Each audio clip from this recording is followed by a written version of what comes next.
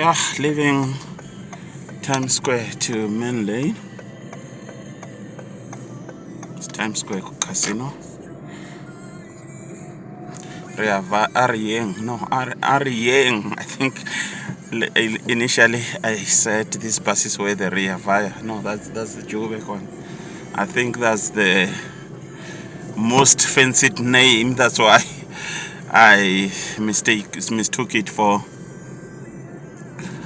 Pretoria's Arieng. The meaning's still the same, but Ria Vaya. Yeah, the slang is quite different that is used. Pretoria's BRT, Bus Rapid Transit, is Arieng, whilst Joburg's is known as Ria Vaya. I wonder why. Probably Ria Vaya has been successful in their marketing. That's why it's the one that comes to mind. Not sure as far as efficiency is concerned and the financial soundness, because I think I read something to the effect that there were some challenges. Sometimes they had to stop operations. Can't claim to know a lot about that. I haven't followed the issue, but Arieng has been pretty sound. I haven't heard so many challenges pertaining to their operational challenges. If there are any, they might have to do with expansion plans and so forth.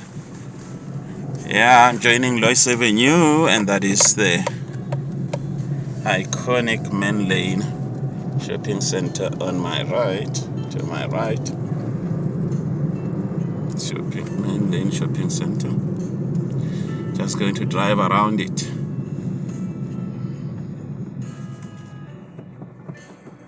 Not going to go in there.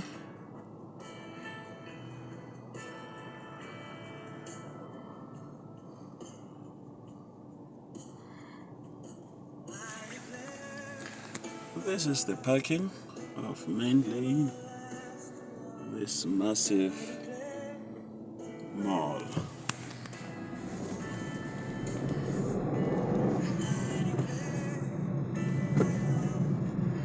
One of the entrances, Glenmena Avenue Drive, is the northern entrance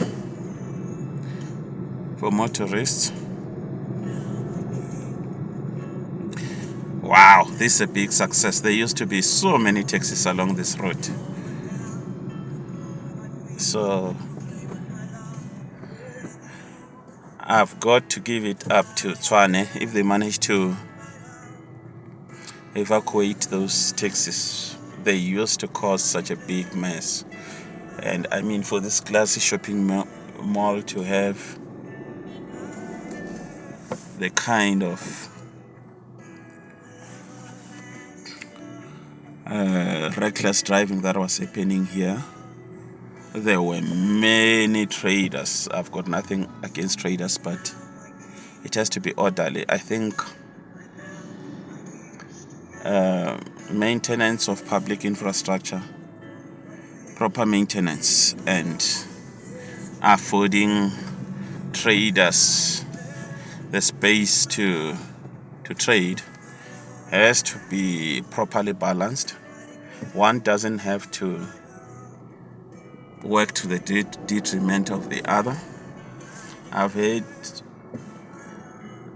some funny arguments that the poverty thing that you want to, the card that you want to play. People saying no, the traders must be able to trade wherever they want to trade, irrespective of the damage and the undesired consequences that such kind of trading, unregulated trading might bring. You find people saying they have the right to do that, but I don't support that. I think it has to be properly organized, because whilst small traders, street traders have the right to do so, if you look at the kind of investment, I mean, at the end of the day, you've got to do the cost-benefit analysis. Menlyn Mall, this kind of investment, has employed probably thousands of people. It has created employment for thousands of people. But street trading cannot make the same kind of impact. At the same time, you've got to accommodate them. You don't have to. We have to build an inclusive economy, but that must be done within the confines of law and order. And because at the end of the day, you want to attract that kind of investment that can make a big economic impact. At the end of the day, the children, if that big investment comes in, instead of chasing out big companies from these spaces, if that investment realizes it is the children of the street traders, and even some of the street traders will be employed because of that investment. And those street traders, those people who are employed, will be able to send their children to school, and then they'll graduate and move up the ladder. This main lane, still driving around main lane. I'm on Atterbury Road towards one of the main entrances of Menlyn Mall. The cars on my left side are the ones coming to the mall. I am driving past. This is, I think, the western side of the mall, if I can say so.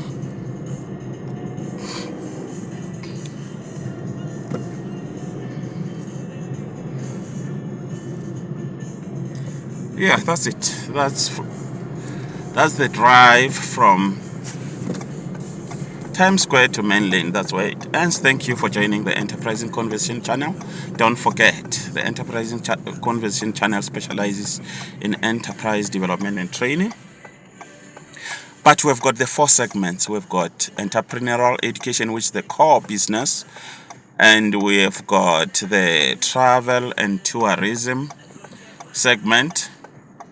And we have got the voice in the wilderness. That is the political commentary. You might ask, why do we need to do that? The answer is simple. Because politics is too important to be left to our politicians alone. If you look at the country, if you look at South Africa,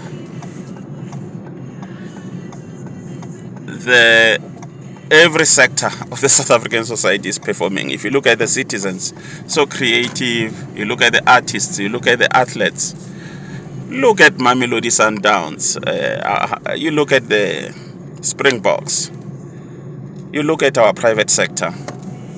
I mean, I believe they are excelling. I believe they're excelling, but oh God, look at the government sector, our politics.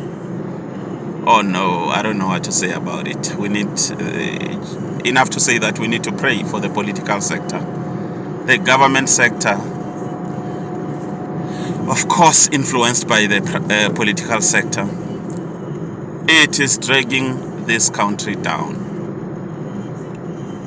We have got one of the biggest cabinets, yet one of the worst performing government in the world. Easily.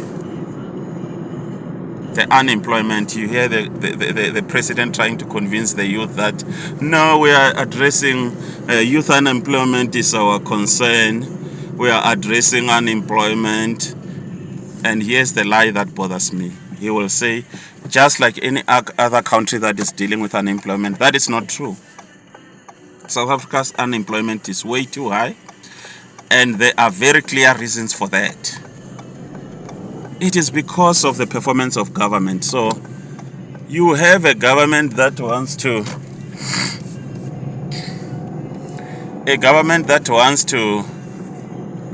shift the blame for the poor performance and try to gaslight the public that away from their incompetence. Our unemployment is due to incompetence, the hollowing out of the NPA, the cadre deployment. Is not something that is beyond the actions, political actors in South Africa. The unemployment is being influenced by them.